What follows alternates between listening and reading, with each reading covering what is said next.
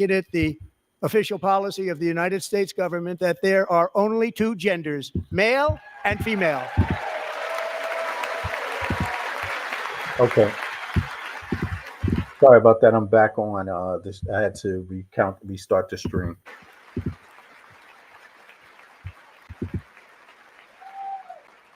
I also signed an executive order to ban men from playing in women's sports.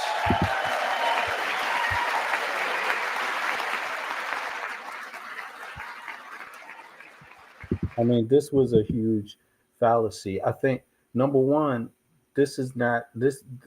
The issues of this are pretty much on state level responsibilities, and in most states, I mean, I think it's only one state where, or two, where there were even any instances where this kind of thing could have happened.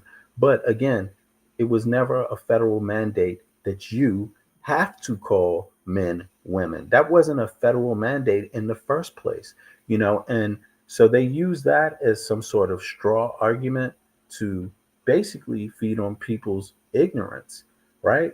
And actually change the entire argument to something else. It was never to call men. It was never um, to change the biological meaning of what somebody is. First of all, you see, and but what it was about accepting the fact that people have different, identify differently individually. There are people that are not. Um, how can I say this? They kind of fit in another zone in terms of who they are physically too, physically also. Like he's not talking about the fact that people are born with a lot of different stuff on their bodies. People are born with 6 fingers and have it cut off. What's that all about? What is that about? You see what I mean? That's going on a lot. There's other differences. There's people born with two sexual organs. What are you supposed to do about it? There's people born with a vagina and a penis. Who are they? There's people, there's what I'm trying to get at is that there's gray areas. There are serious gray areas. And what these people did was take power from the states to be able to deal with any of that at all. I'm not saying it's perfect, that everything is perfect, because nothing is perfect. But I mean, he turned that issue into something that's totally different. 3 years ago, Peyton McNabb was an all-star high school athlete, one of the best, preparing for a future in college sports. But when her girls' volleyball match was invaded by a male, he smashed the ball so hard in Peyton's face, causing traumatic brain injury, partially paralyzing her right side. You see, he's still talking about this. Like he have one or two instances he can point to, but these were on the state levels. None of these people were following a federal directive. You see, actually, I mean, this is wild. And ending her athletic career. It was a shot like she's never seen before. She's never seen anything like it. Peyton is here tonight in the gallery, and Peyton, from now on, schools will kick the men off the girls' team, or they will lose all federal funding.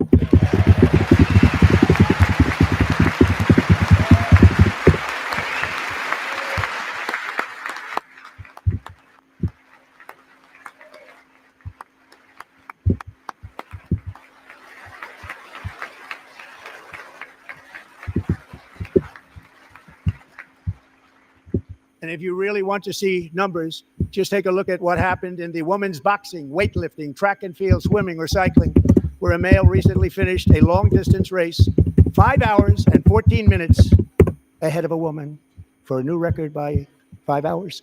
Broke the record by 5 hours. It's demeaning for women, and it's very bad for our country. We're not going to put up with it. Now, just to illustrate this, what I'm talking about, DEI was never a federal policy in the first place. What he's trying to do is interfere in states' ability to function, to handle things the way they believe it should be handled. That's really what it is, according to who lives in their state. That's the fact of it. DEI was never a federal policy. No governor has been ever forced by a president or anyone in the federal government to actually use it. To be honest, it's not the DEI, it was the Human Rights Charter that forces people to deal with that if you ratify it into your law. And here's some background on that. I mean, I hope you all can see this, but here, let me bring this up. Here's the background on it, just in case people are confused. It seems like you're asking if DEI, diversity, equity, and inclusion, was ever a federal policy. The answer is that while DEI itself isn't a formal singular federal policy, aspects of diversity, equity, and inclusion have been embedded in federal law and various programs over the years. For example, 1. Civil Rights Acts, 1960s. The Civil Rights Act of 1964 and the Voting Rights Act of 1965 laid the foundation for federal policies addressing discrimination based on race, color, religion, sex, or national origin. 2. Affirmative action. Policies designed to improve opportunities for historically marginalized groups in education and employment, which have been implemented at the federal level.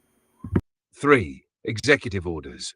Presidents, like President Biden, have signed executive orders promoting DEI in federal agencies and contractors. For instance, Biden signed an executive order in 2021 to advance racial equity in federal agencies. So while DEI in the modern sense is more of a broad, evolving concept, aspects of it have been a part of federal policy for decades, even if not always under that specific label. Would you Right. like to dive deeper into any? So we're dealing with how many years ago? The Civil Rights Act of 1960, the Civil Rights Act of 1964, and the Voting Rights Act of 1965 laid the foundation for federal policies addressing based on race, color, religion, sex, or national origin. That means everybody.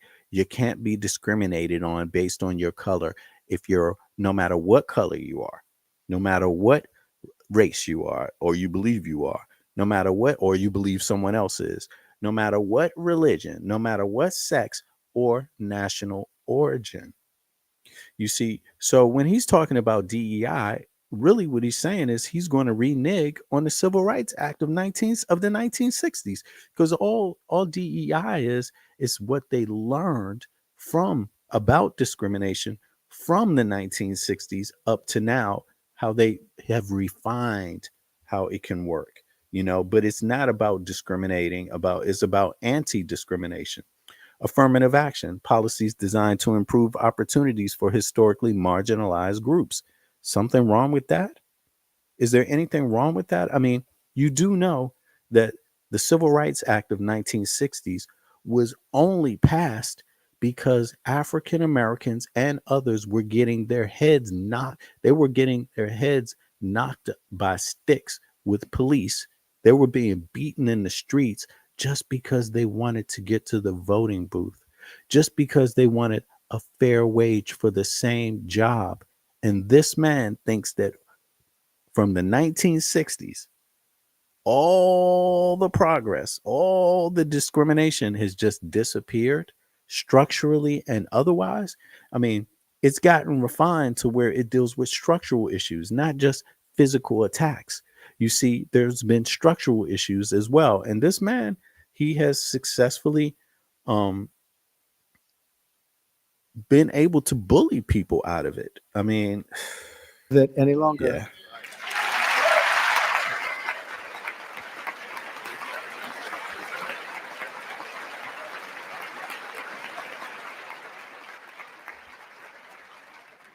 What I have just described is only a small fraction of the common sense revolution that is now, because of us, sweeping the entire world.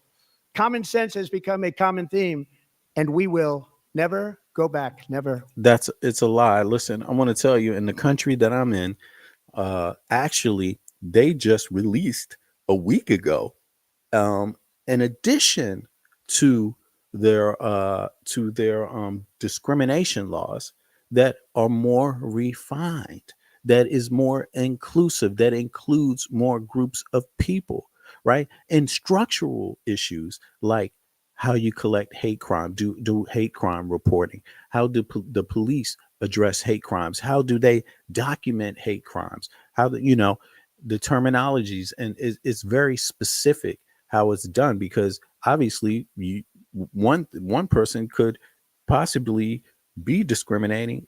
It could sound like it, and maybe they're not. So it has to be refined how the police actually investigate these things, and they didn't have the tools until the federal government and other countries institute some tools. So what he's talking about, the rest of the world is following up on. You saw JD Vance go to Europe and address European leaders, and they laughed him out the building. In fact, no, they kicked him. Basically, they booed him, because they're like, why are you trying to create more division in our society so that what? Disinformation can come in and create a civil war. So disinformation can come in and actually, you know, it's so sad, but yeah, let's let it play some Never more. going to let that happen. Among my very highest priorities is to rescue our economy and get dramatic and immediate relief to working families. As you know, we inherited from the last administration an economic catastrophe and an inflation nightmare. Their policies drove up Economic catastrophe. Did he say economic catastrophe? Here we go, y'all. Look to the right. S&P futures down 73. Dow futures down 434. I mean, what the 430? What did they say? 434 or 42,000?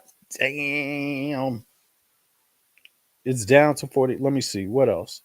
Um, who else is on this list? Let me. Okay, they got Asia. Look, let's go to Europe. See, Europe is actually doing better.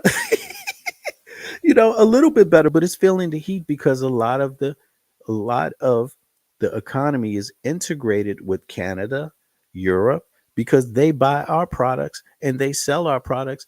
The US buys their products and sells them, some of them a lot less, by the way, and Canada as well. But look, just right off the bat, it's actually doing better. I mean, I'm going to have to look into a few things. Yeah, it's insane, but this is what Trump thinks good is. He thinks that good is red. energy prices, pushed up grocery costs, and drove the necessities of life out of reach for millions and millions of Americans. So when he took power, what's the price of eggs? I mean, he doesn't believe that the price of eggs going up is due to anything that he can do. No, he can. The reason why Americans are having the price of eggs go up, it's not because of the bird flu. It's because of how they handle it. It's not because Canada and Europe didn't kill any chickens. No, it's how they do the eggs. And this man doesn't want to apply that science. It's the same also across in other parts of the world. Do you know why the eggs are there? It's because when you wash the eggs, that takes away the egg's own ability to fight off of that disease. See, that's the problem. It's how they process eggs largely. That's the issue. Everybody else experienced bird flu. Everybody else killed chickens. You see? But does it really affect the eggs? It's how you manage the situation. And Donald Trump they're not even talking about how you manage eggs. They're not even getting to that part. Never had anything like it. We suffered the worst inflation in 48 years, but perhaps even in the history of our country. They're not sure. As president, I'm fighting every day to reverse this damage and make America affordable again.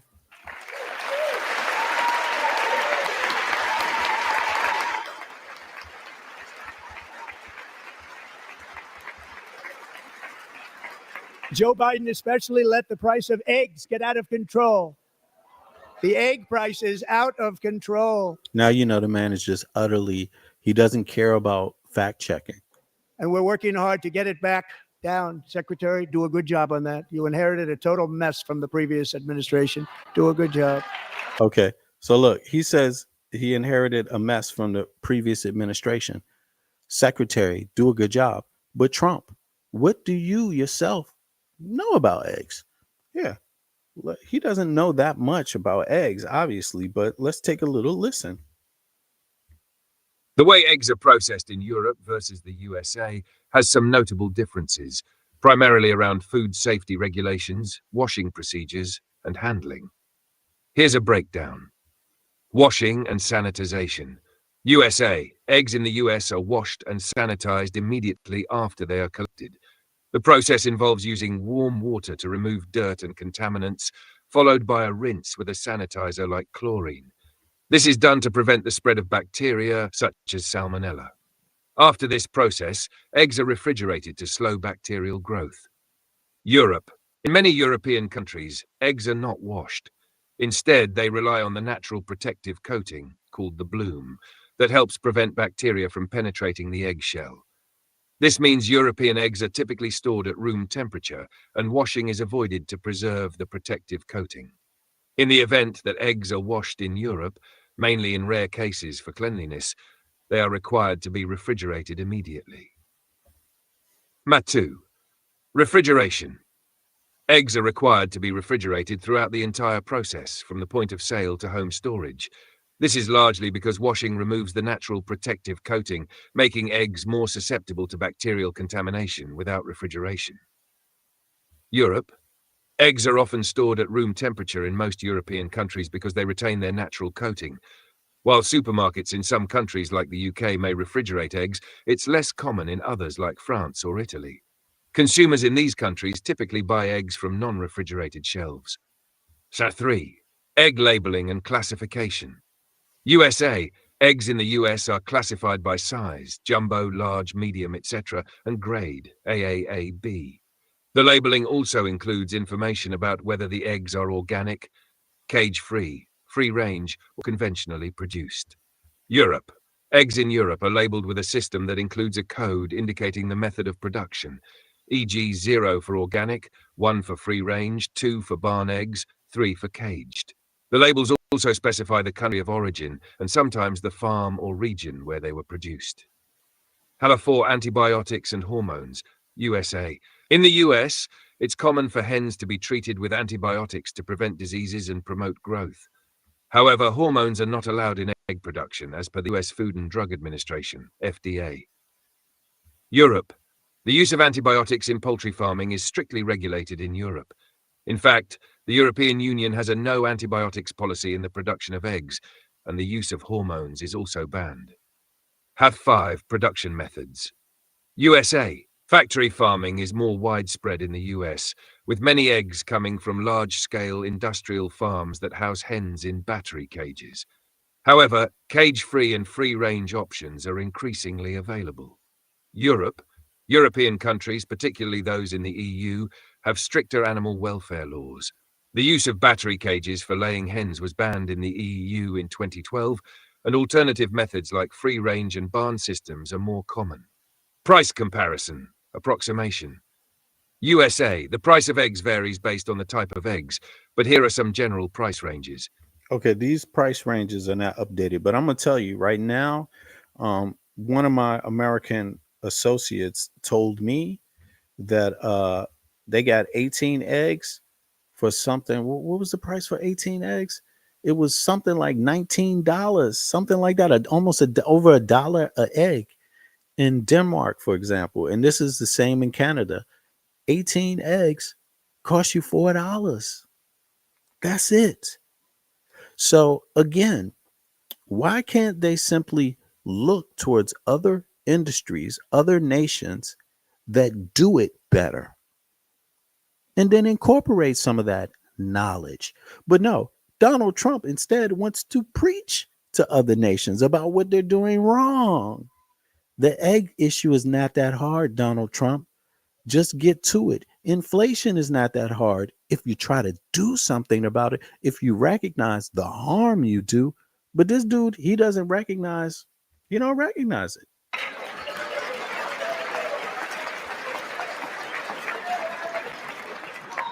A major focus of our fight to defeat inflation is rapidly reducing the cost of energy.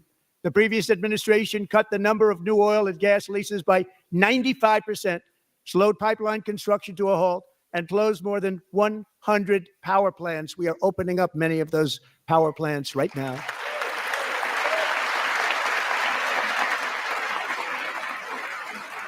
I mean, what kind of power plants are you opening up?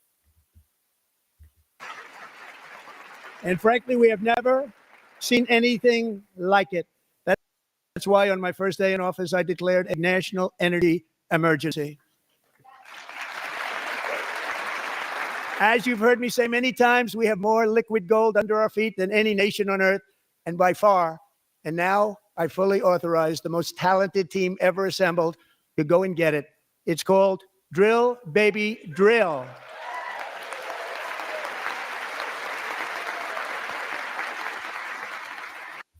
It sounds like the same as what Biden did, because under Biden, they also produced more oil ever than the history of the country. And on top of it, under Biden, the United States became the number one oil producer in the world.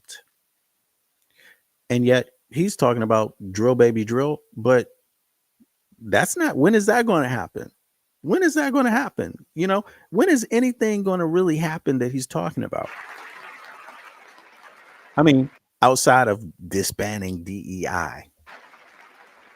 My administration is also working on a gigantic natural gas pipeline in Alaska, among the largest in the world, where Japan, South Korea, and other nations want to be our partner with investments of trillions of dollars each. It's never been. Look at this.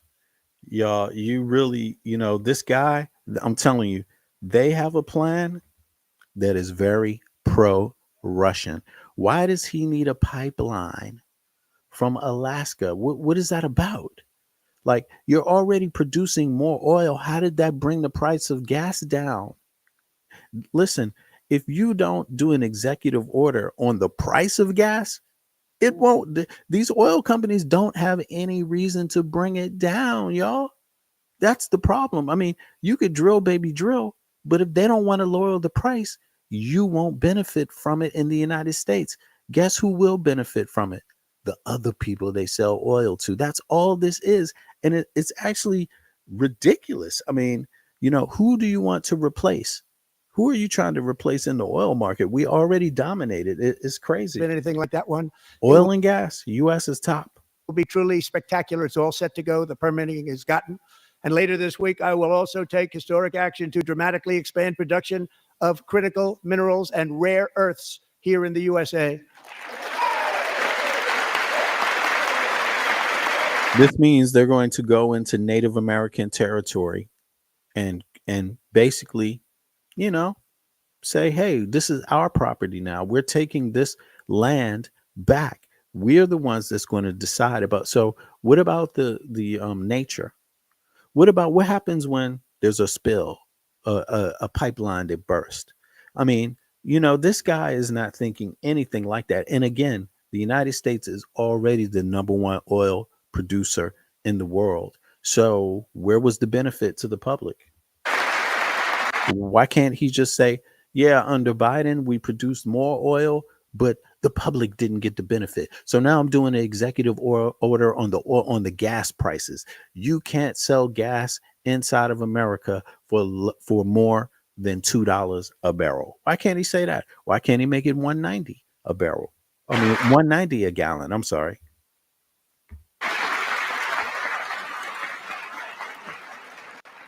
To further combat inflation, we will not only be reducing the cost of energy, but we'll be ending the flagrant waste of taxpayer dollars.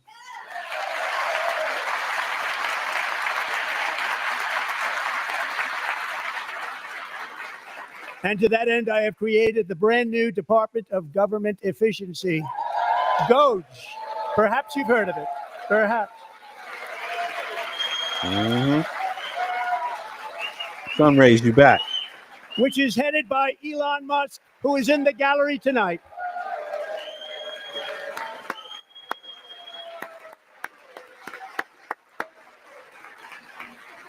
All right, I'm going to stop right here for a second, and then I'm going to go over to France. Let me see, France, Tesla. I want to show you what's going on for a second in France, right? In case it wasn't really shown in the U.S. media, but the Tesla market, the Tesla car plant was destroyed, burnt down. They burnt so many damn cars in it in France. And it's so funny because hold on, let me see something. Where is it in the internet? Where are they saying it? It was just here like a day ago. And now, hold on, here it is. No, no. Tesla owner breaks window to escape before the vehicle. No, no. Let me see. Is it called Tesla plant? Let me say Tesla plant. There we go. Let me see here. Here it is. Oh my God. No, no, no, no, no. That's a hold on. Where is it at? I mean, the problem is that there's all kinds of Tesla cars catching on fire everywhere anyway. That's been a norm. But there is a plant in France. Oh, French burn Tesla. All right, so let me see here. Is this a toll who's dozens? Is this the one in France? Okay, here we go. I think it's this one. Let's. I'm gonna have to go to another subscriber here. Let's see. I mean, not subscriber, another YouTuber, just to make sure, so you guys can see what happened in France the other day. So here we go. Let's see here. This was in the United States right here. As a matter of fact, let me subscribe to this channel because anybody that's showing good news, I want to support. So this channel is called the Electric Viking. Oh man, okay, this guy, is he in the Scandinavian? Okay, welcome. I want to check that out a little more. But yeah, this is what happened in France, and it's not. Or let's see.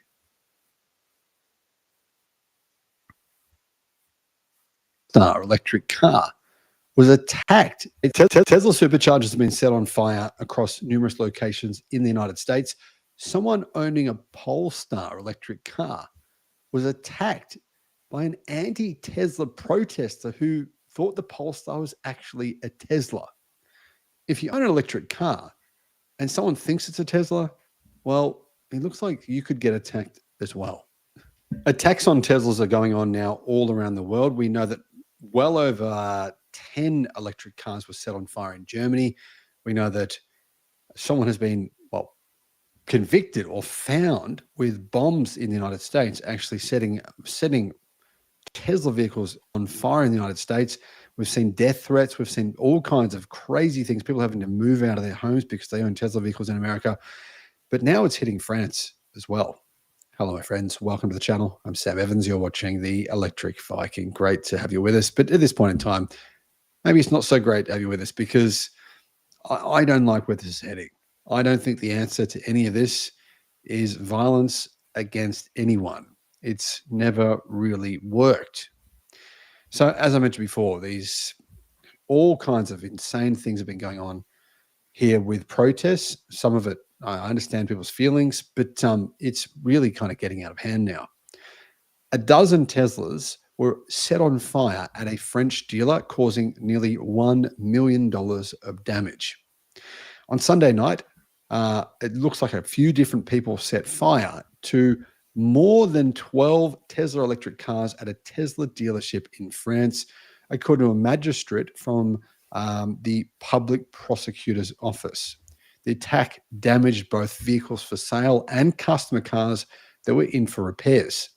So it didn't just hurt Tesla, it also will hurt these customers who won't have a car.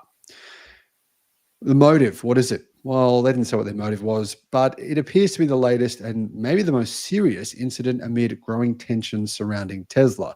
We know as well as this, Tesla's car sales have declined, you could say crashed in Europe and in Australia, potentially in the United States as well. Protests targeting the company and its CEO, Elon Musk, have been on the rise all around the world over the last few weeks. Authorities say they believe this was arson in part because of the fire pattern itself. It appears as though there were at minimum 3 different fire origins set, and the fire did not damage the building itself. Of the 12 vehicles burned, 8 were completely incinerated, just annihilated. 4 sustained partial damage, which basically writes them off. The prosecutor's office called the fire not accidental. They say they know it was intentionally lit. According to France Info, damage estimates are around, well, 735,000 euros. So, getting close to 800,000 US dollars, more than $1 million Australian dollars. Very exclusive event here in Newcastle. Saturday, the 15th of March from 3 to 5 p.m. I'll be speaking here with just a couple of other speakers. Very small event. So you can meet me in person. You can actually have a look at my EV as well, the Xpeng G6. Test that out. I'll put a link in the description below Oh, he's to trying the to event.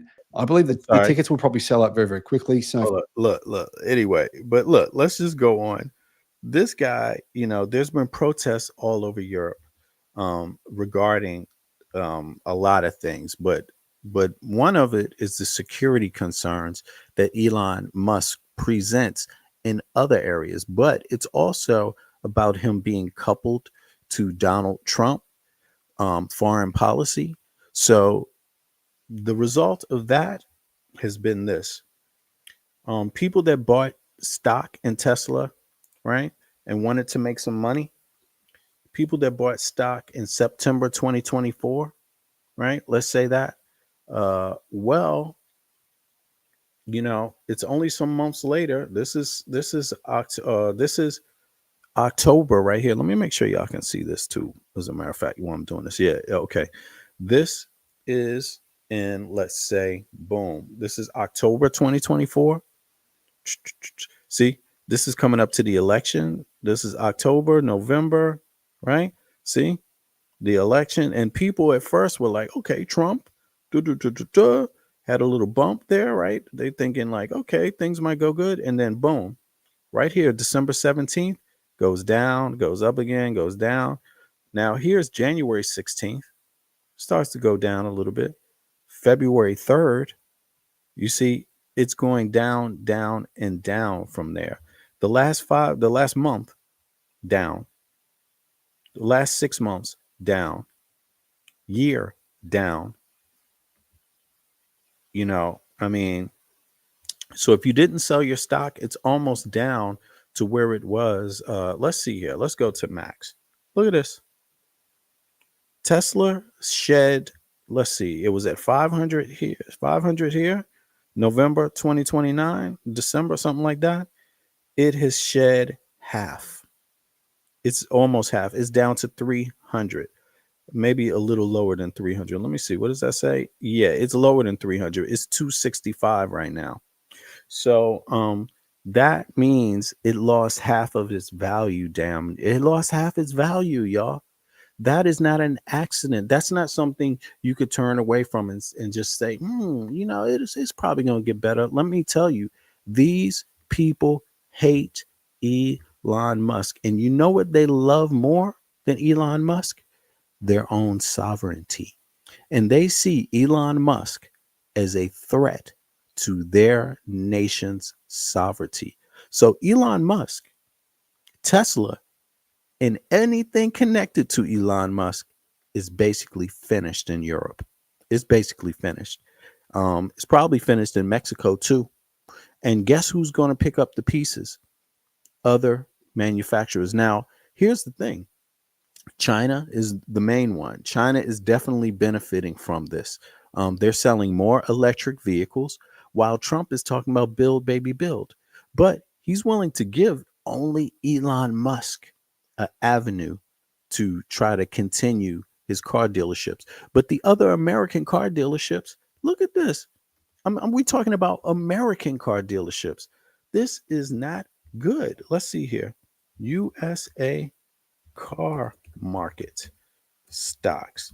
Let's look at this and see how it's looking for folks. I mean, since Trump wants to point to Elon Musk, right? Now let's see here. Customers, it's like auto manufacturers, consumers. So I think this might be it right here. Let's see here. Auto manufacturers. That's the S&P 500. Y'all, I mean, I don't know if you consider this a success for American car markets, for the American car market. Oh, you guys see this? Right, you can see it. I don't know if you call this a success, but in my mind, this is total capitulation. We're talking about 6 months. We're talking about 6 months. Look at this. Look at this. Look at this, y'all.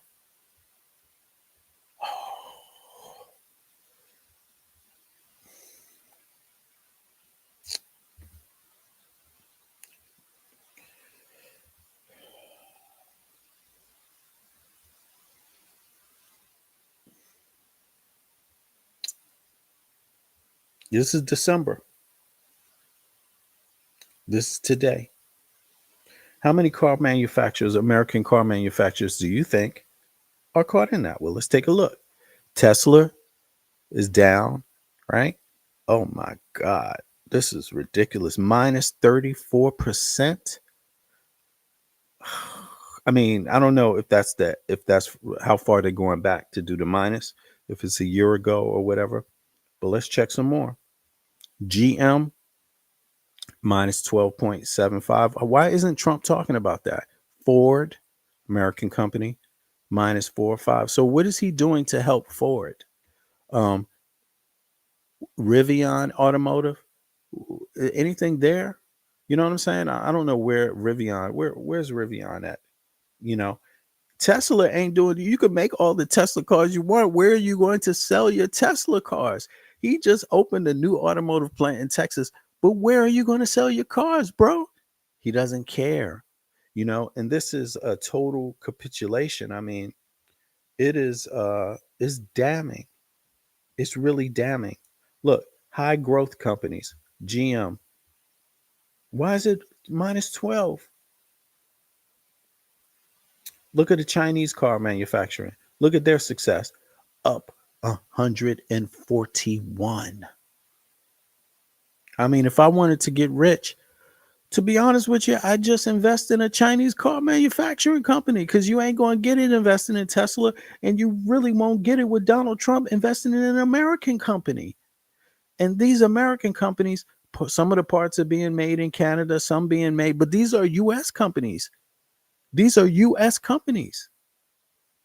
Some components might be made in a couple of different, in Mexico or in Canada, but these are American car companies registered in the United States, tax-paying companies. What is the man doing for the automotive industry? He's not doing nothing for it. You can pump all the gas you want, but what do you want people to do? You want people to pollute the air where they live? I mean, what's going on here? I mean, I'm just saying there's a deep reason. There's a reason why he is bleeding bleeding the industry. But what he's bleeding even more is every individual's pockets, because people, it's not just the car manufacturing company that you have to think about. It's the people that own stock in it. What if your grandmother or your granddaddy or your dad bought some stock for you to inherit one day? Shit. Well, you might want to wonder about what's going to happen. Thanks to Elon Musk and Trump. Thank you, Elon. He's working very hard. He didn't need this. He didn't need this. Thank you very much. We appreciate it. Everybody here, even this side, appreciates it, I believe. I mean, so the richest man in the world didn't need this. He didn't need this. What did he not need? What, some trouble he's getting? What is it? What did he not need? I mean, I don't get it. He doesn't need anyone to have critical criticism for him, constructive criticism of him. He doesn't need that. Like, you're worried about him being bothered, Mr. Trump? You care about his feelings? Like, what about the American people that are angry about this, which is the majority? Like, what do you think about their feelings?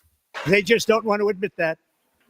Just listen to some of the appalling waste we have already identified. $22 billion from HHS to provide free housing and cars for illegal aliens. Let me tell you, this is all lies.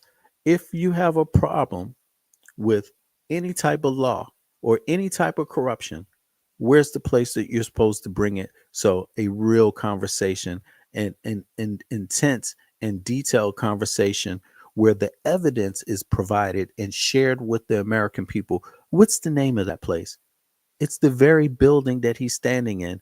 Has he brought any of the fraud to Congress? Nope.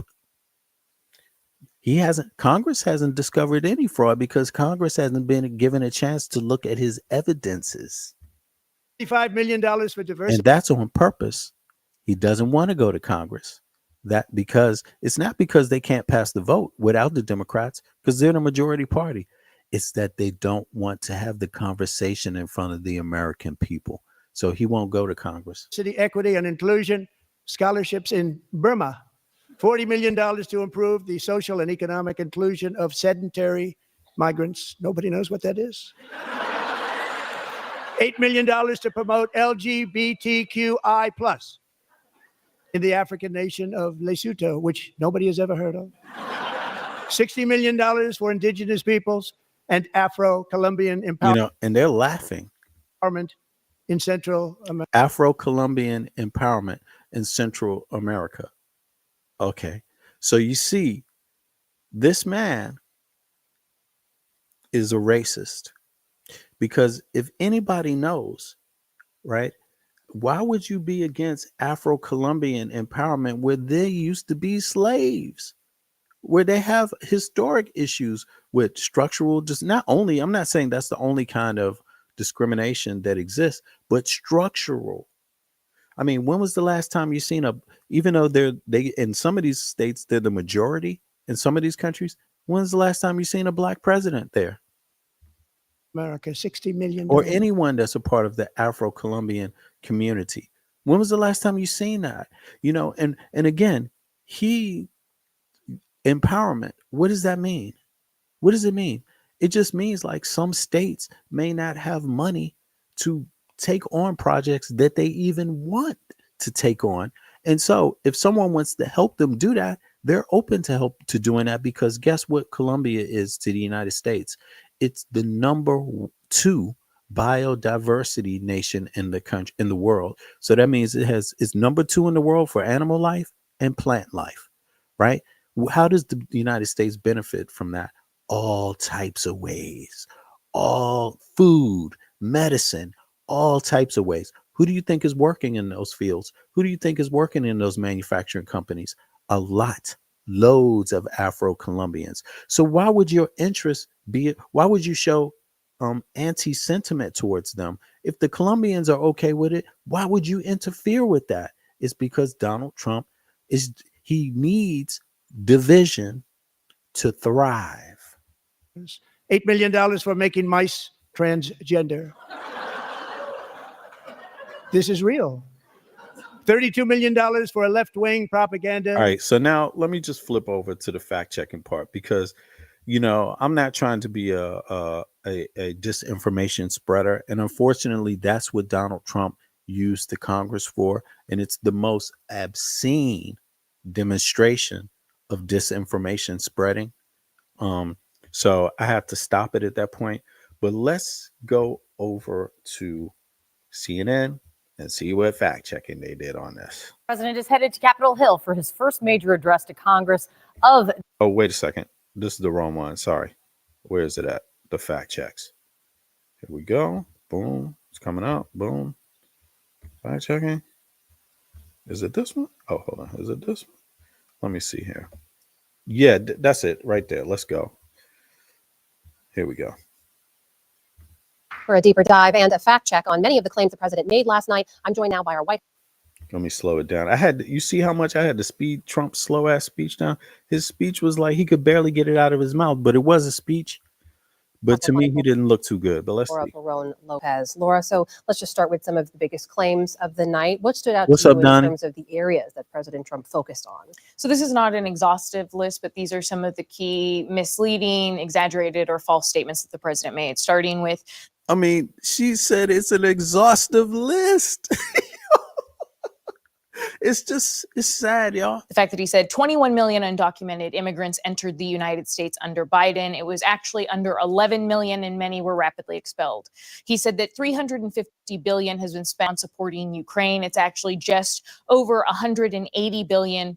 That's according to the Ukraine Oversight Inspector General, and that includes money that's spent inside the U.S. on weapons manufacturing. The president also said that fentanyl coming Canada is killing thousands. Actually, only 40. Look, it's his own inspector general that said he's lying. You know, this is ridiculous. It's actually just over 180 billion. That's according to the Ukraine Oversight Inspector General. Okay. And That's that includes Ukraine money that's spent oversight. inside the U.S. on weapons manufacturing. The president also said that fentanyl coming from Canada is killing thousands. Oh, did you hear that? But it also includes the U.S. on how much they claim they produce. Look. That's according to the Ukraine Oversight Inspector General. And that includes money that's Oh, spent. no, that's American. The Ukraine Oversight General, that's a U.S. That's American. Inside the U.S. on weapons manufacturing. The president also said that fentanyl coming from Canada is killing thousands. Actually, only 43 pounds of fentanyl was seized in 2024. 43 pounds of the fentanyl that was seized came from Canada, so about 0.2% of the total amount. And then lastly, the president said that millions are being spent on, quote, making mice transgender. That claim is false. That last one there, Laura, making mice transgender. What's the reality there? So again, the idea that scientists are making mice transgender is false. The kinds of research experiments that President Trump and the White House were pointing to is basic scientific research. These studies were not studying if gender affirming care works. That's a legal medical treatment that's endorsed by major U.S. medical associations. These experiments were studying the effects of gender affirming hormones on asthma and on whether gender affirming hormones increase breast cancer risk. So if someone is getting gender affirming care, does it make an HIV vaccine less effective on that person? Many diseases and conditions are impacted by a person's hormones, Amna, and there is no ethical scenario where scientists will just be immediately experimenting on humans. They always start with rats and mice. So ultimately, these experiments on mice that the president was singling out, they help scientists understand the biological effects on humans and on the endocrine system. And they could also impact the wider US population, not just transgender people. Again, Amna, those scientific experiments that were being paid for, funded by NIH, are not fraud. So leading up to the speech, we heard from President Trump and from Elon Musk claiming millions of dead people had been receiving Social Security payments. We heard the president double down on that last night. What should we understand there? So the president spent a big chunk of his address repeating these false claims on Social Security.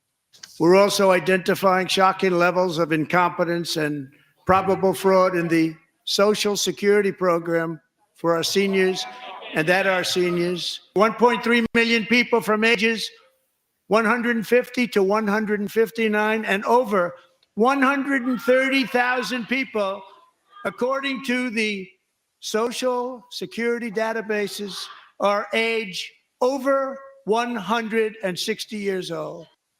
Many of those claims have also been spread online by Elon Musk to his more than 200 million followers. But the reality is that 1% of Social Security Administration payments are improper and they're made to living people. And there are Americans in the system who were born in the 1920s. They're still in the Social Security Administration system, but that doesn't mean that they are receiving payments, which is something that the president's own Social Security administrator recently said. And also, Amna, the Social Security Administration automatically stops payments to people who are over the age of 115 years old. So President Trump has also claimed that Elon Musk's team has found what he's called hundreds of billions of dollars of fraud. He listed a number of those programs in his speech last night.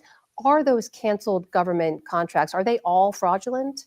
So the White House and Elon Musk have provided no evidence that those contracts that they have canceled are fraudulent. One example being the amount of money that FEMA sent to shelter migrants in New York City. That money was congressionally approved. It was voted on even by some Republicans. The president has labeled that fraud, and so has Elon Musk. So what they are essentially doing is they are calling on their wall of receipts that Doge has, where they're showing the contracts that they say that they've canceled. They're calling a lot of those fraud, even though they haven't provided the evidence. And some of that wall of receipts has math errors, it has duplicate contracts, it has contracts cut that actually had no savings, and they admit it on that wall of receipts. And so essentially what's happening on that is that the president and his allies are calling many of these contracts fraud simply because they disagree with the programs that are being funded. And it is a president's prerogative to say that they don't want certain money going to specific programs. That doesn't make those programs fraud. White House correspondent Laura Barone Lopez. Right. So Trump essentially calls things fraud because he doesn't like it. So he's using just a really ambiguous definition of fraud. He may as well just say we're against it. No, because fraud sends a message to people that somehow it was illegal, like Congress didn't approve it. Somehow it wasn't voted on by Republicans either. Somehow just because it's something he doesn't like, it's fraud. Donald Trump never fact checks stuff. But again, he's not worried about fact checking because he's trying to send a message out. His actions, he's very much aware of the stock market. He's not commenting on it though, but he does know it's going down. But he's not telling the public what I'm doing to because I understand people's concerns about the stock market. What we're doing right now is working. He's not even addressing it. He's pretending that it doesn't exist. So he's aware of the impending hardship or the current hardship. But the question is it intentional? And Donald Trump literally said in this speech, there's going to be a little pain. He literally said that. And, it's scary because you got to ask yourself, why does he expect Americans to just go through a little bit of pain, go through a little more pain? Don't worry. Like Americans didn't already go through pain. Like COVID wasn't pain. Look at how he reacted to COVID. Slowly, lethargically, also spreading disinformation. You got to ask yourself, why is the Republican Party happy with that?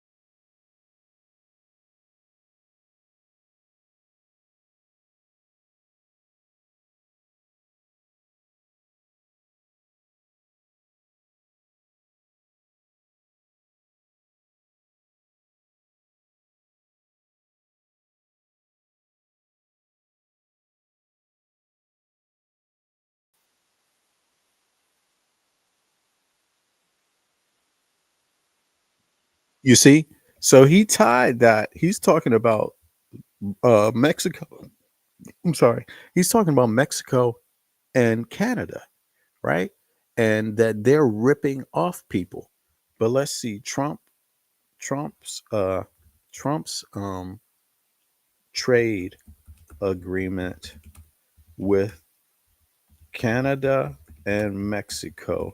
And that would have been in what year was that? 2020, right? 2020, something like that. 202. Come on, what is this? 2020. Let's see if that comes up.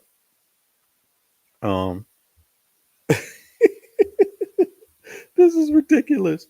Well, let me see here. Right. Where was this at? This is like in 2020. Hold on, let me look this up on chat. Did Trump do a trade agreement with Mexico and Canada in 2020. Let's see. Okay, he did. And let's see. Donald Trump finalized the trade agreement with Mexico and Canada in 2020 called the United States Mexico Canada Agreement. Uh, let's see here. Key facts about the USMACA. Let's hear it.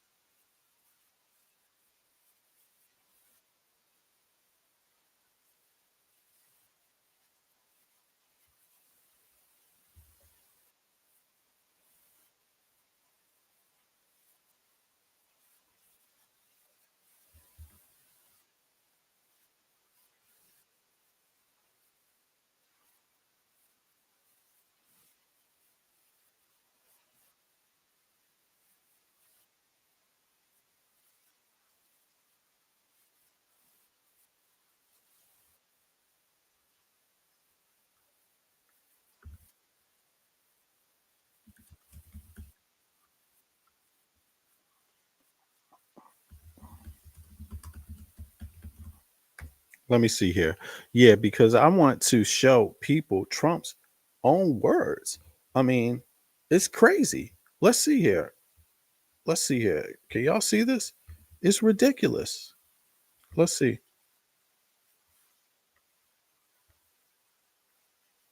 Okay, y'all can't see this. Hold on. Let me bring it up.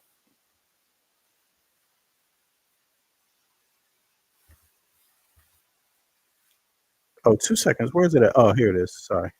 Boom.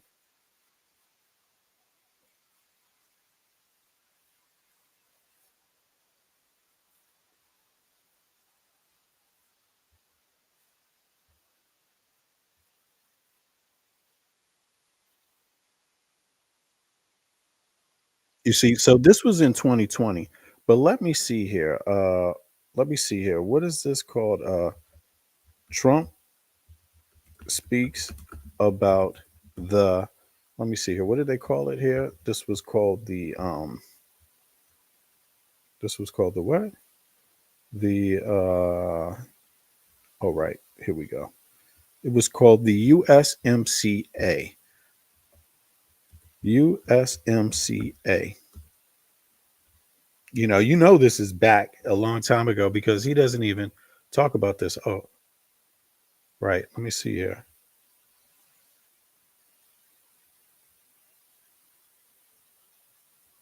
Look at this. Here we go. Oops.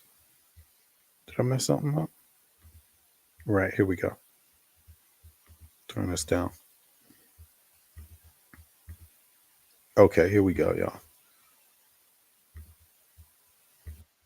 This is Trump speaking in 2021 on the trade agreement, US something MCA, right? Or something like that. And he did the USMCA and he did this trade deal himself. This is his own administration's ideas. Listen to how he spoke.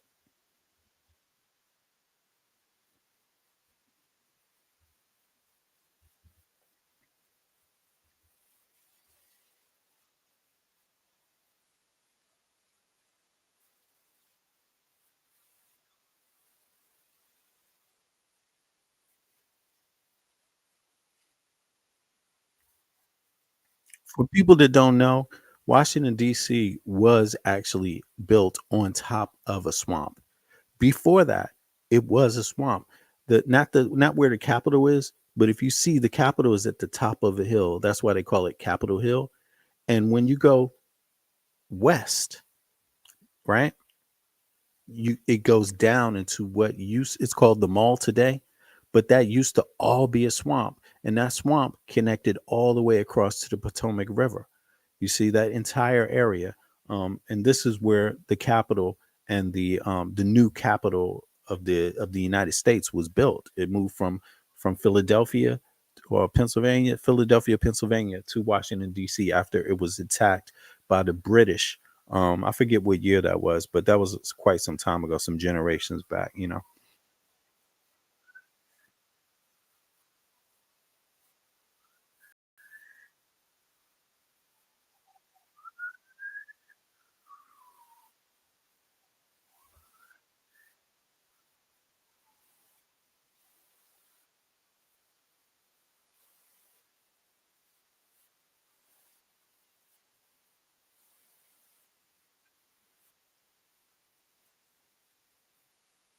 YMCA. He likes that song.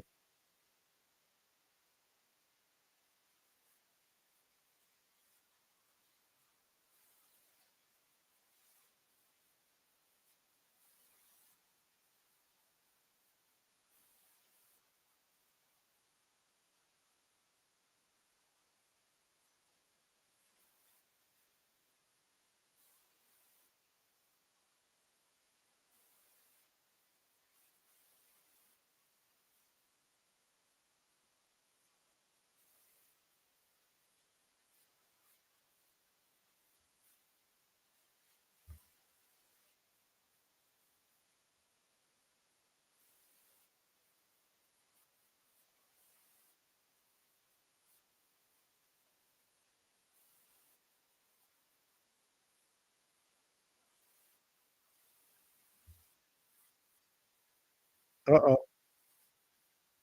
There we go. Sorry about that. Listen to Trump's words. Well, you heard him. You heard him. Actually, there's more. I mean, he goes on. He goes on to say some of the most craziest things. I mean, I don't even understand how you could say it. Let's see.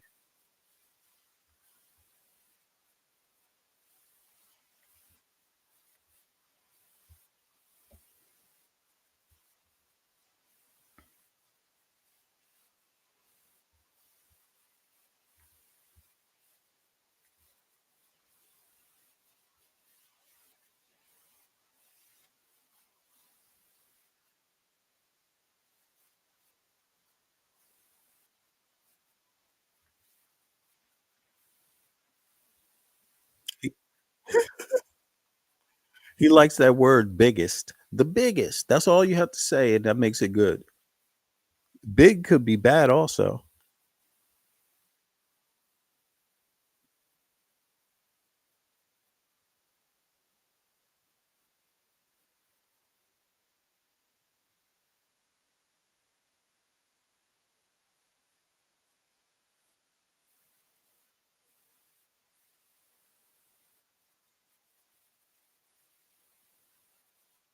He probably had the disagreement about the pay wage.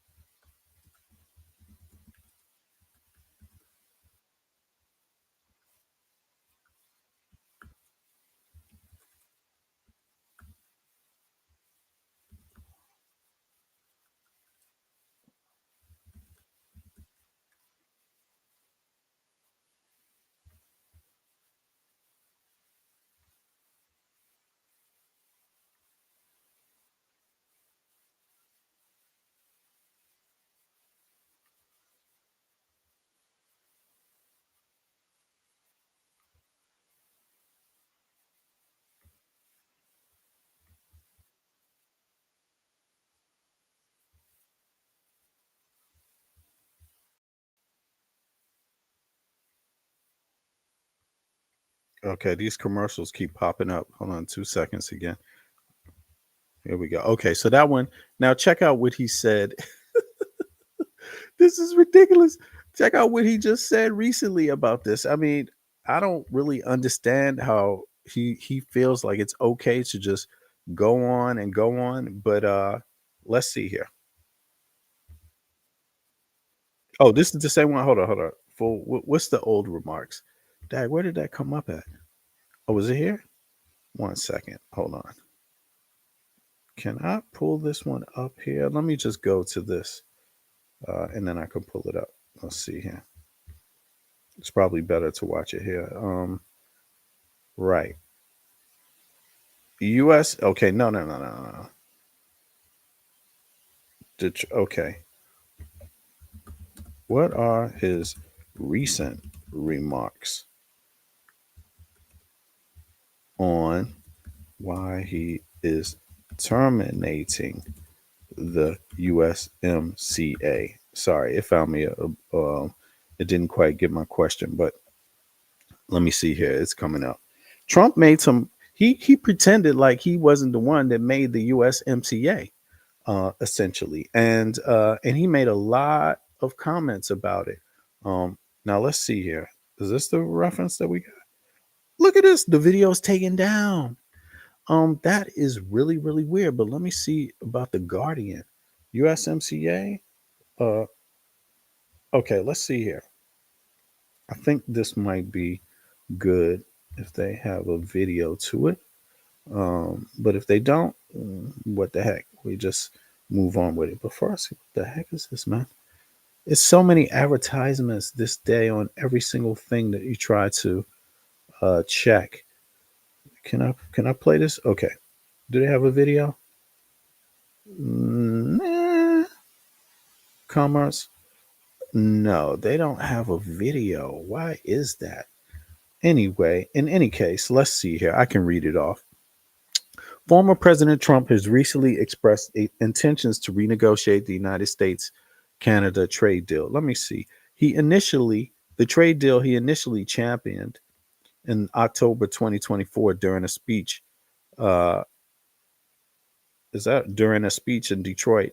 Trump announced plans to invoke a 6-year renegotiation clause of the USMCA, aiming to reshape it again, right?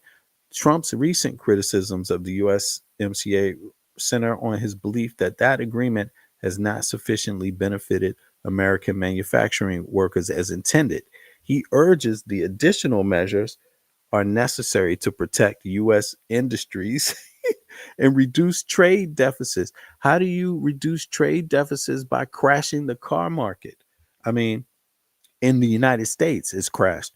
In line with these criticisms, Trump administration has imposed new tariffs on Canada. Okay, let me see here. Trump's remarks. Did they play it? No, they removed this video. Let me see here. Trump's remarks on car manufacturing. No, on what is it? USMCA. USMCA. Let's see here. Right. Trump says tariffs. Let me see if this does it. Okay, let's go on. Oh,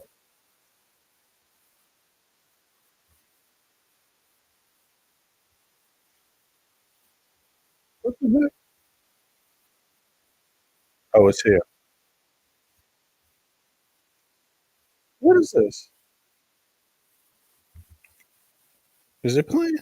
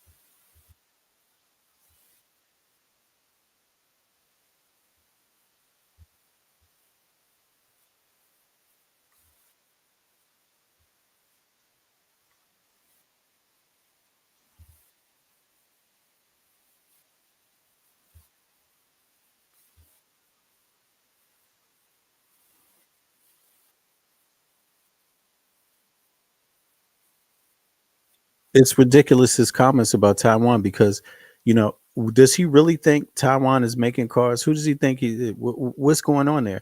They might be participating in some components, but the only group that this benefits is China.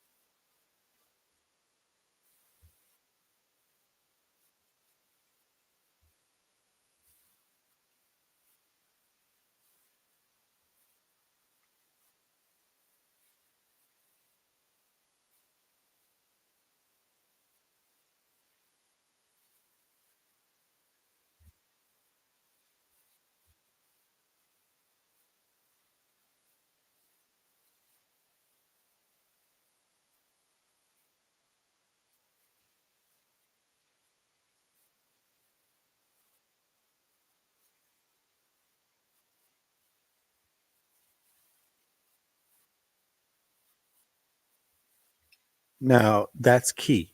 So you got to ask yourself, how is it that he wants both? On one hand, he's going to tell them, hey, don't, I want to make Canada the 51st state. But then he tells you that it's about making the US the number one car producer or protecting the US. It doesn't make sense. The two things go against each other. And that's why I'm saying Donald Trump doesn't want it to work. That's the whole point.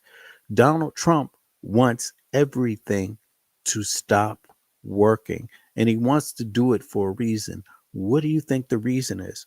What do you think happens when the economy drops and crashes? What do you think is going to happen? There's going to be civil unrest. And that's where you have to think about the comments that he keeps making, the how he uses the media, how the Republican Party, specifically Elon Musk and everyone associated with them, use the media. They use it to keep gaslighting people. People know they're watching the news. They see the stock market. They see the price of the goods going up. They see the inflation. They see how people are being fired everywhere. And they keep acting like it's good. Folks, there's a reason why he keeps acting like it's good. Because in my view, it's part of the conspiracy theory that I actually think is going on, that I actually believe is happening.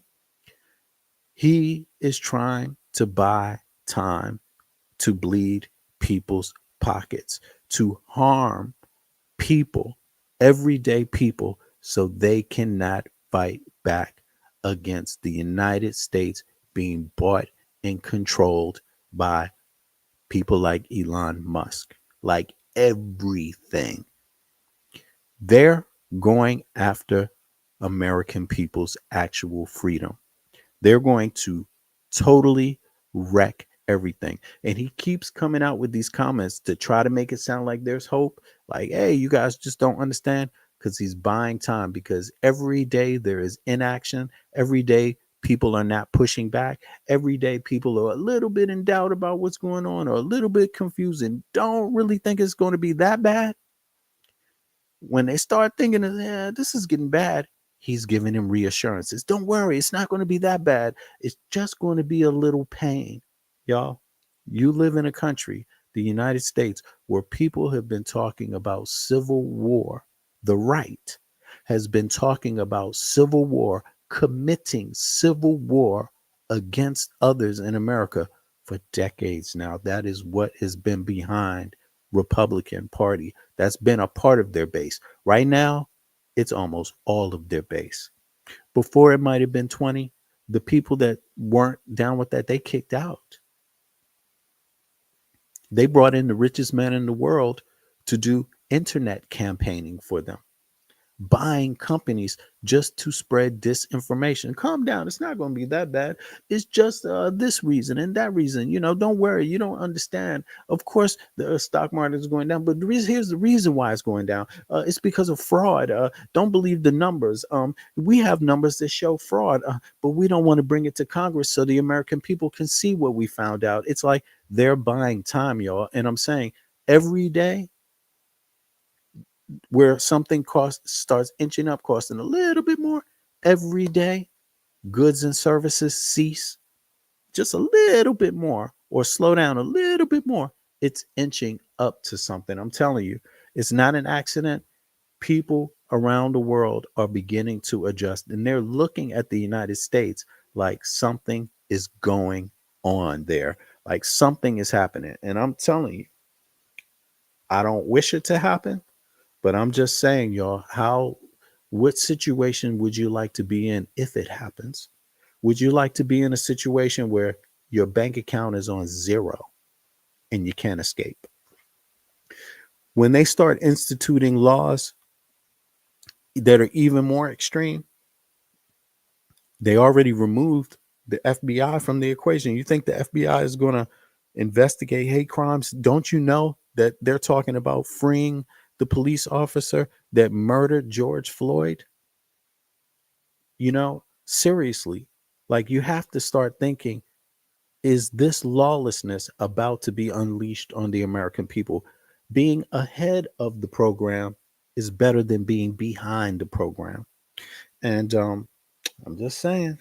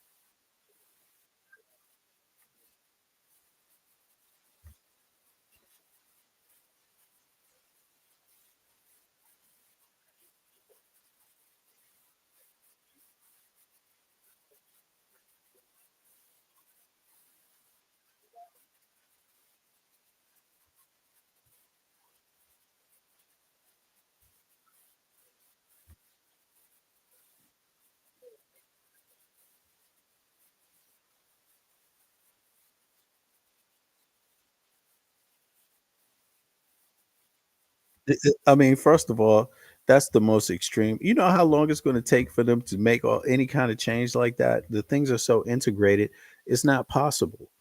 It's not possible anytime soon. What's the excuse going to be? You just have to do some pain. Everybody has. So the people working at the car companies in the US, you know what he really is planning for? For you to be fired. That's what he's going to do. And you got to ask yourself what's behind it, because you've never had another president that's ever said, hey man, we're not going to help out the US car industry. And look, for example, Ford, right? What new cars does Ford have planned to release? What new vehicles? I'm telling you, man, vehicles does Ford plan to release in 2025? Look, they had loads of cars, that not loads of cars, but look, let's check out the ones that have. A lot of this is going to be stopped. American car manufacturers, they cannot compete with this. You know, here, look at this. Let me just double check and make sure you guys can see this too. Right, here we go. Now check this out. Ford announced several new vehicles and updates. Uh, Several new vehicles and updates planned for 2025 model. Here's an overview. 2025 Ford Mustang. Muscle car receives a sleek, aerodynamic redesign paired with advanced performance features, enhancing dynamics, right? Best-selling pickup truck is updated, right? But this is going to destroy their market. This is going to destroy their releases, y'all.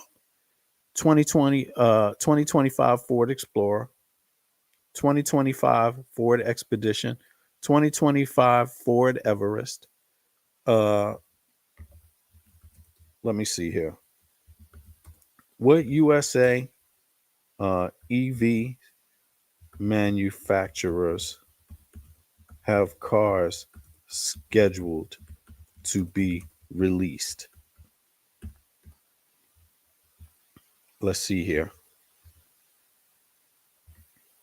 Look at this.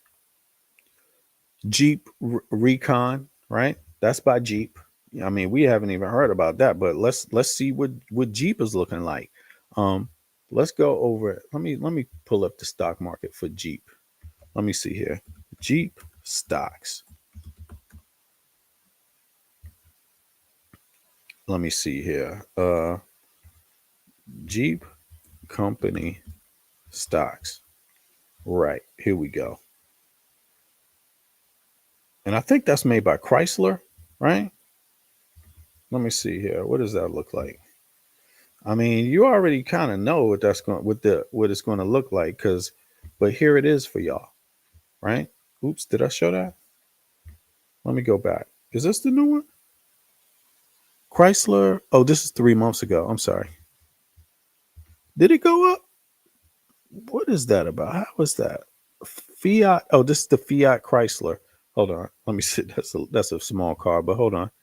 Does Jeep have stocks? Okay. Stellantis. I'm sorry. STL ticker. Let me go to that. STL. STLA stock. Isn't that what it is? Right. Here it is. So one day it's gone up. It's, 1 month, 6 months, 1 year. Look at this. Yeah. So, yeah, it's down. So, what's Trump going to do about that?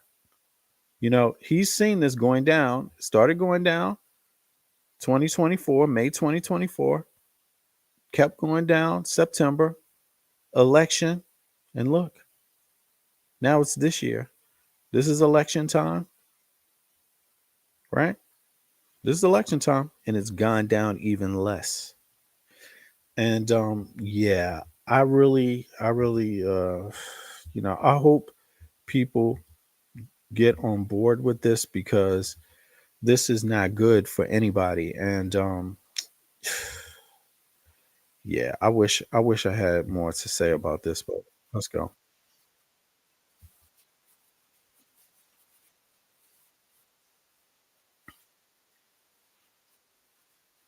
You see, the unclearness is part of the playbook. It's designed that way, y'all. It's designed to immobilize you, demobilize you, to get you to not respond. It's hard to respond when something's not clear, right? But they purposely don't want it to be clear for you because there's something, according to what many conspire or say, and also I agree with, there's something else afoot. Something else is happening. And I'm telling you, while everyone else in the world has the freedom to adjust and change and maneuver around Trump, which they're doing rapidly, do the American people have that freedom? No, you don't. You don't have that freedom. And what I'm saying to American people is that if this kind of stuff went on in a European country, people would be up in arms.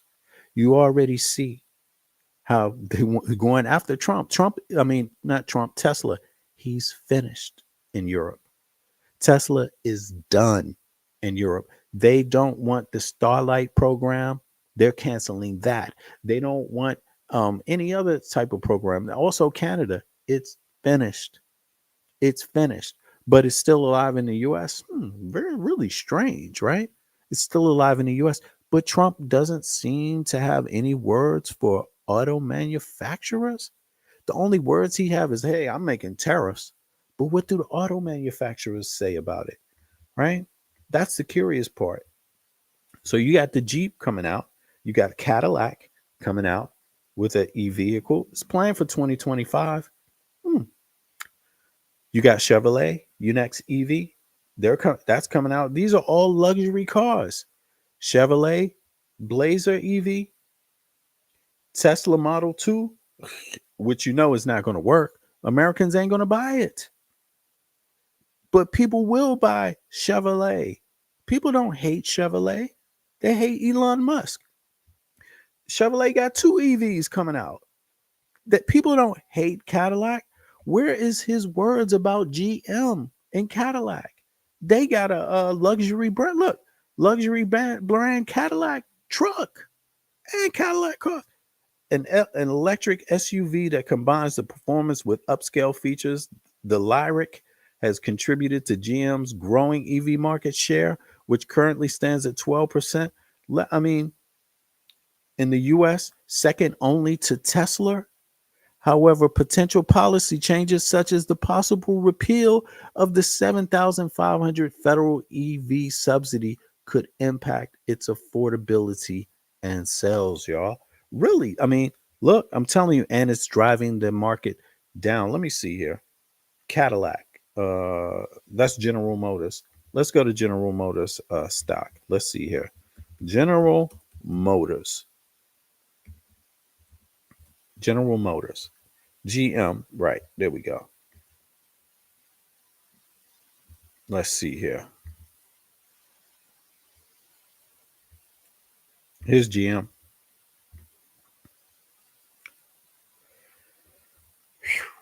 This is GM. 5 years ago? No, no, no. I'm sorry. A year. What is this? The 17th. The 17th. It was already going down. Anyway, they already needed help. And the whole thing about the US car market is our policies put us behind the EV market. We could have been number one in EV, but Republicans did not want that to happen. Very simple, because Republicans are tied to the oil market. Anything else, they don't give a shit about. It has to be their friends or they don't care. Literally don't care. You can die in the streets and they're going to be in Congress smiling and clapping like it's a miracle. And Trump is going to come out and say, we're making America better. Look, this is a year, right? Let's zoom out a little more. You see this? This is a year. You see that? Look, this is a year. Look, oh my God, this is in 2024. Look, it's still rising. 2024. Look at this, the 8th. This is like September, right? October. This is before the election. Rising. Remember that? Remember that infrastructure bill? It's still rising. Look, you get here. This is before the election, right? This is not even November. This is October. You see this? Look at that. Now this going up right here. This is the election day. So they don't know the results. Nobody knows the results right now. You see this? This is the 27th. People don't really, I mean, they know, they have an idea that Trump did better than what they expected. This is the 25th. And since then, it has declined. It's gone back down. So all of the yay about EVs, he's trying to destroy that. But why? Is it about EVs? Probably because it's about oil. You see what I'm saying? It's actually about oil. What is this? What year is this? 2016? I mean, this 2021. You see, 2023 need the infrastructure deal to accommodate. Boom. You see? Now, if I go down to 1 month, okay, yeah. So, I mean, it depends on where you're investing in, but yeah, for me, this does not look good, and I'm just saying, keep it in mind. Like, how far are you going to let it go? How far are the American people going to let this go?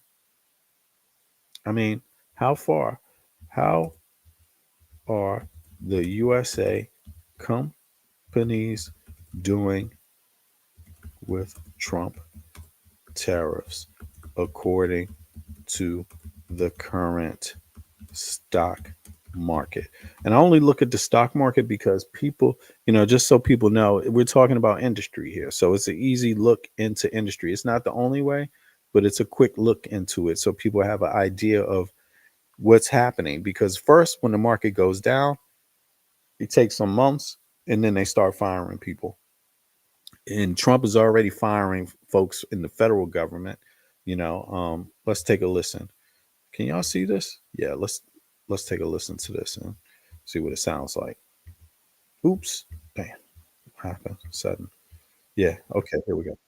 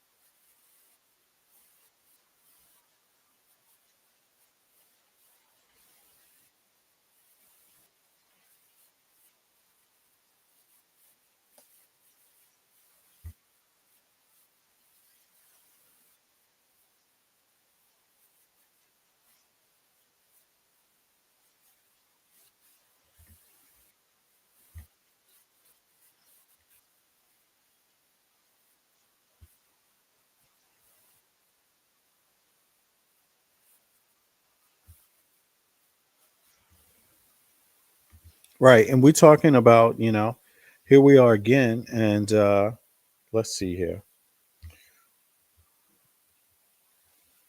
Right. This is March 6th. So this article is today. Ford and GM stocks are dropping. Why? The auto rally is already faltering. So while they're clapping in Congress, they don't say a damn thing about that. They just like, oh, they want me to actually What do they want me to sign up to this or something? Oh, right. Okay, let me see here. Let me see. Stagflation. Oh, hold on. That's not it. That's also not a good article. But Ford and GM stocks are dropping. Let me see if I can find an open article with that in it. 2 seconds. Then I gotta check out. But let me see. Ford and G. Okay, that was Barron. Okay, that's Barron Barron's. No, I can't use that. Three. Okay, tag. So they did the Barron's because I think they cover certain sectors in the industry. But let me go to this one and see what do they have here. January. Okay, so we'll see. All right. Well, in any case, folks, I think I illustrated my point. Um, I'm going to be back. I just wanted to do a lot just to kind of look at Trump and talk about, share what my views are about him. But it's not good. My views of Trump are that he sucks, that he's not the legitimate president of the United States of America, that he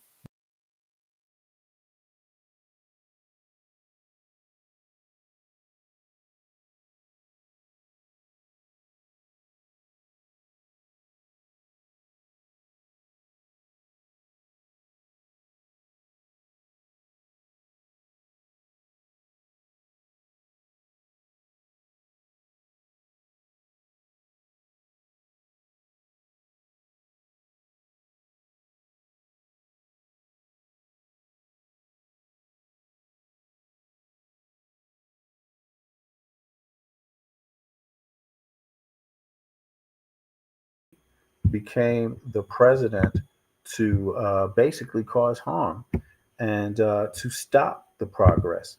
And he's waiting to see how comfortable American people will be with the pain. So he's introducing. Um, oh, you said you can't hear it? No sound. Okay.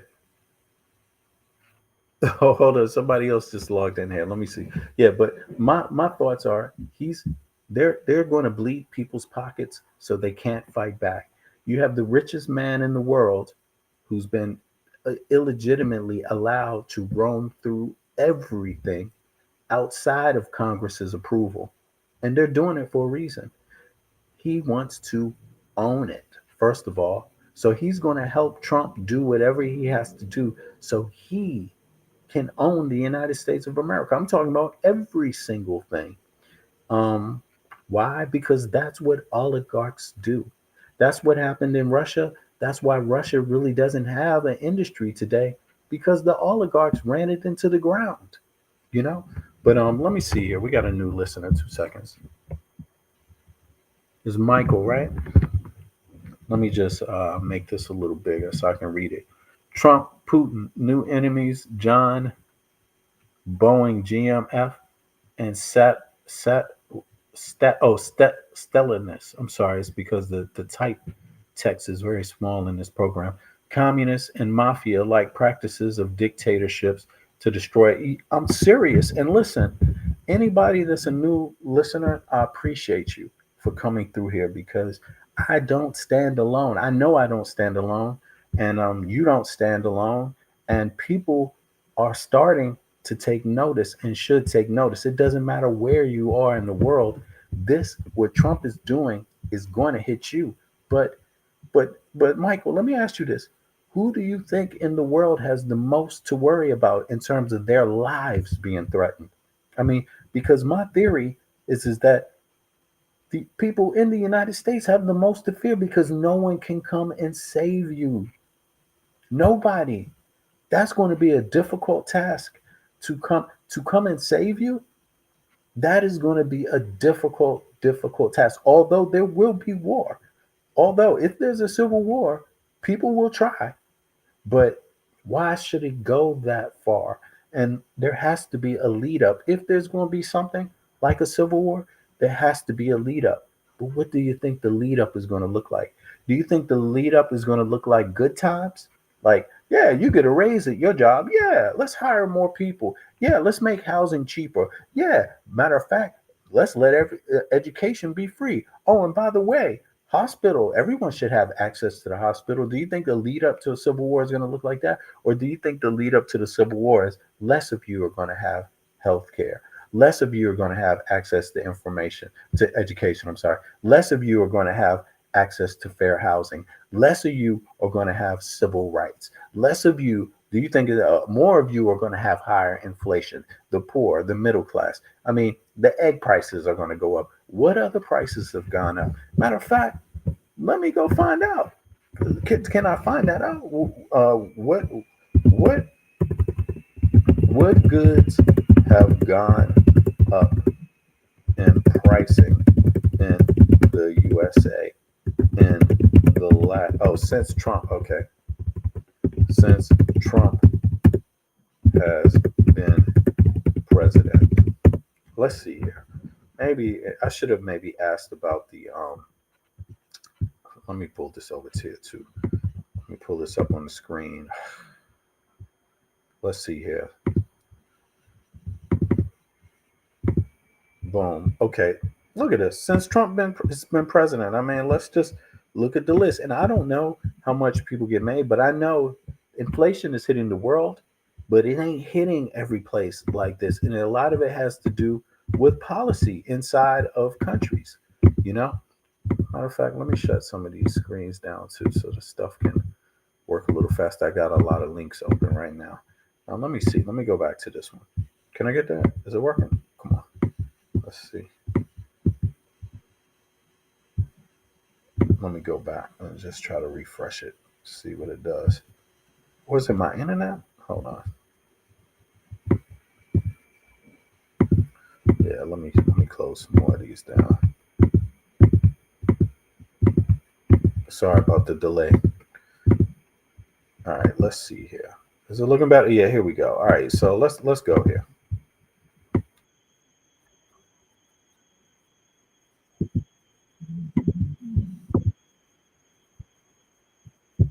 Increases. Key areas affected include groceries, meat, vegetables, and fruits. Experts predict that tariffs will lead to higher prices for essential food items such as meat, vegetables, and fruits. Avocados and limes. Mexican restaurants, particularly in the Bay Area, are facing increased costs for ingredients like avocados and limes due to a 25% tariff on Mexican imports. This has led some establishments to adjust their menus and pricing strategies. Electronics. Consumer electronics. Products such as iPhones, iPads, tablets, and laptops are now subject to tariffs, marking a significant escalation compared to previous trade measures. This could result in higher retail prices for these items. Apparel and footwear. Clothing and shoes. With approximately 98% of apparel and footwear in the US being imported, tariffs are expected to cause substantial price hikes in these categories. Consumers may also encounter shrinkflation, where products have fewer features but maintain existing prices. Automobiles. Vehicles. The automotive industry, which relies heavily on integrated supply chains across North America, is anticipated to face increased production costs due to tariffs. This could lead to higher prices for consumers purchasing new vehicles. General consumer goods. Everyday items. Retailers have warned that a 25% duty on exports from Mexico and Canada is highly likely to result in almost immediate price increases on a wide range of consumer goods. Overall, these tariffs are projected to raise the annual cost of goods per American household by nearly $1,000 to $1,200. Consumers are advised to prepare for these changes by adjusting their budgets and exploring cost-saving measures. Right. Exactly. And let me see here. I wish there was a little more information. You know, my thoughts on this, they're saying 1%, but look, people aren't even, this is an estimation, you know, number one. I want to know let's say, what else could be affected? Okay. What's another one? What is the price of eggs in Canada versus USA? You know, all of this stuff is policy stuff. You know, policy is what people deal with. That's what you have a government for. The government can either help you and do good policy that is done detailed with comprehensive data, or it can be done with the acts that could be bad, right, for people.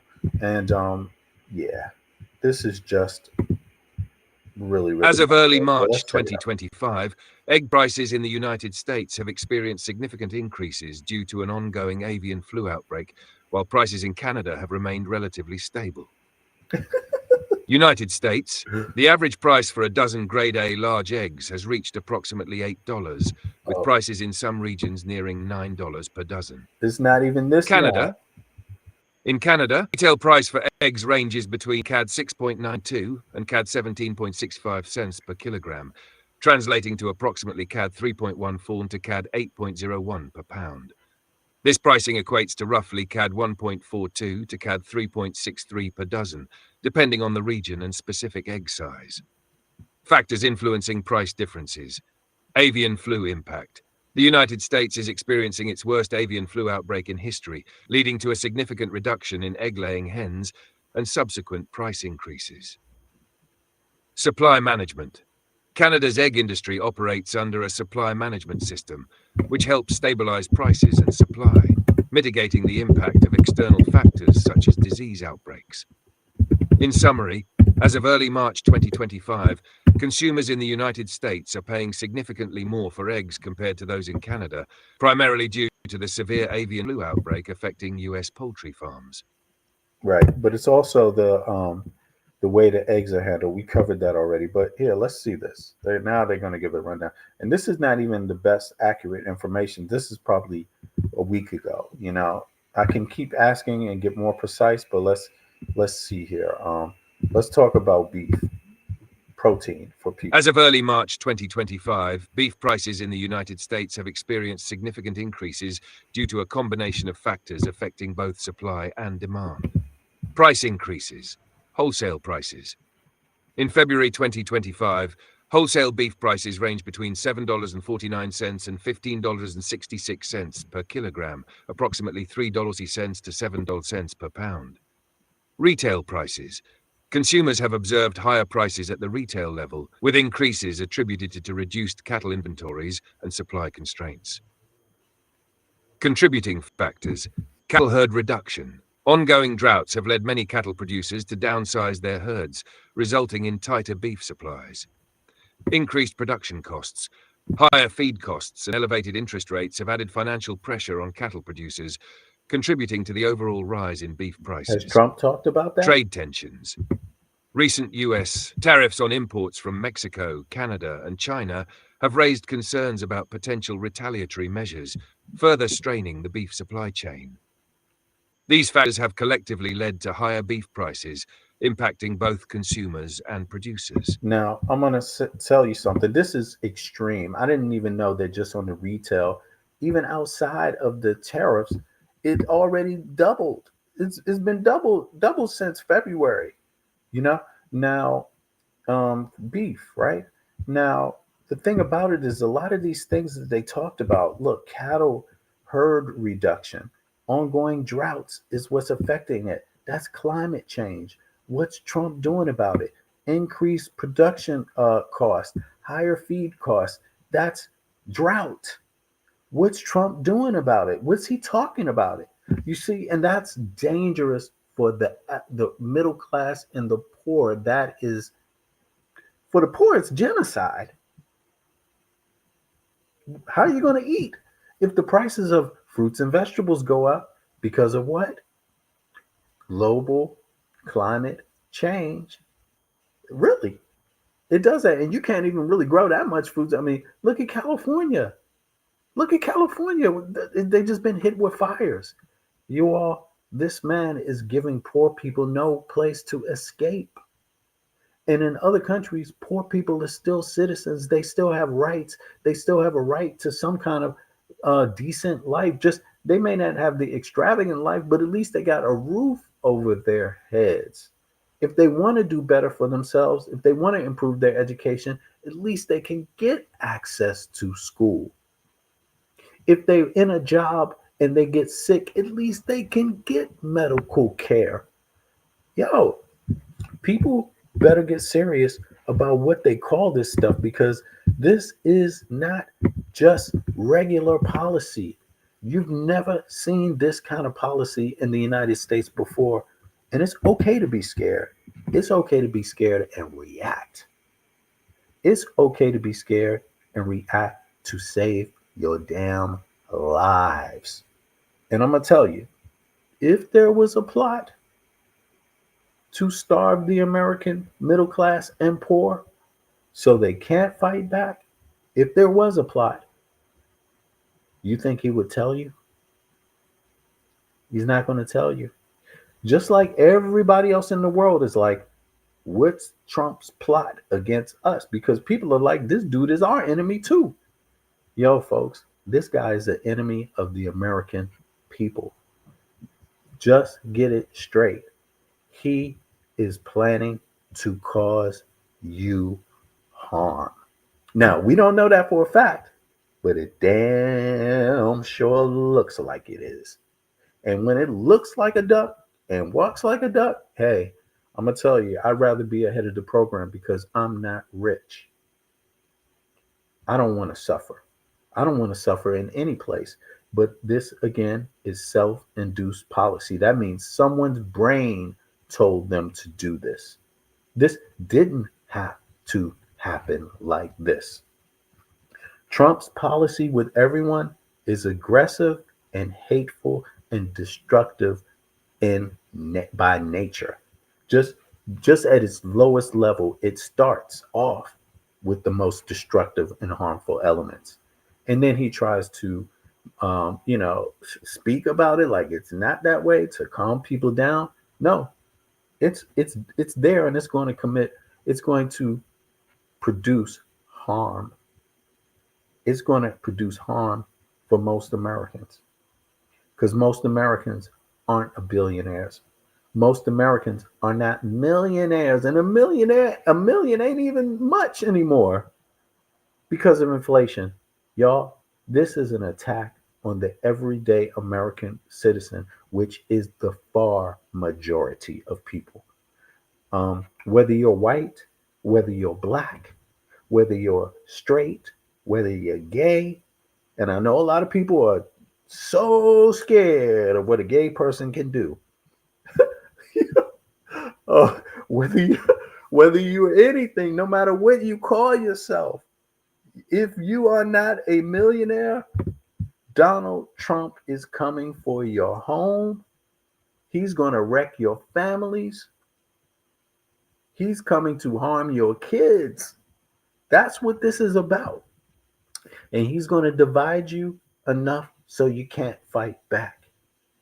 He's going to hit your pockets enough so you can't fight back. He's going to use Elon Musk to threaten to buy up media. He's going to use his office to try to sue any media company that tells you the truth. And he's already been trying to do that. Of course, the courts haven't always been on his side. But listen, why the hell is this man how has he ever been allowed to be the president anyway of the United States? He was already a rapist before that. He had already committed rape. We're talking about the man who was in Russia in the 1990s. What do they have on this man? We're talking about a man who Jeffrey Epstein described as best buddies.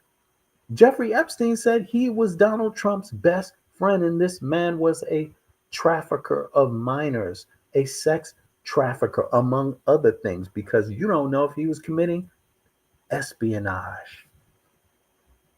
Everyone else except Putin sees Trump as a danger. Everybody else. Do the American people see Trump as a danger? You don't have long.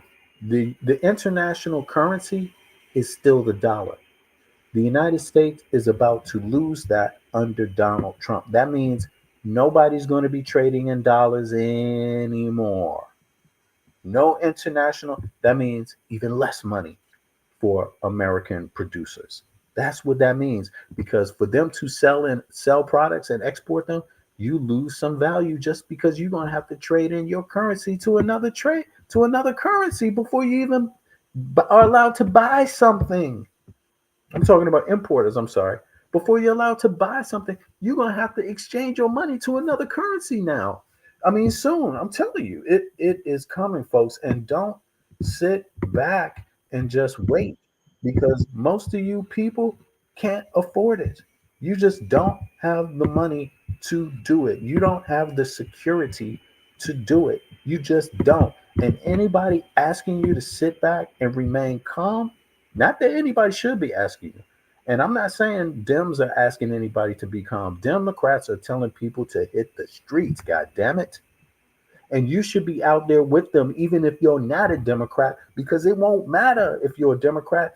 Your Republican broke asses is going to get hit. You better start planning. Don't wait, because this man has said nothing to make you think that he has any intention or that there's any indication that what he is doing is good for the average American. It just simply is not.